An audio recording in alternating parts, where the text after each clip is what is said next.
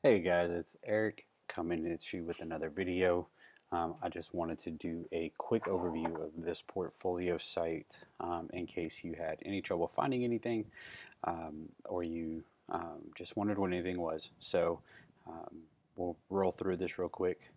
Um, and really, the main port will be in the portfolio section, but all of these links here will go directly into um, what's provided, yada yada, on my portfolio.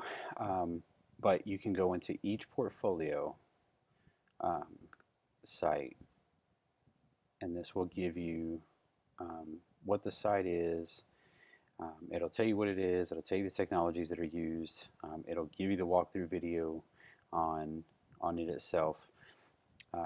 If you want to view the project, you can view the project just by clicking on that. It'll open up another link. You can go ahead and check all that out.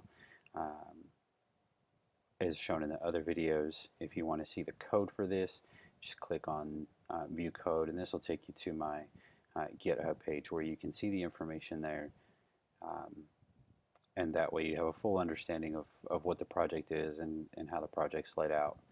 And that is done for all of the projects that are on my page right now. Um, so please feel free to take a look at them and let me know what you think. All right, guys. Thank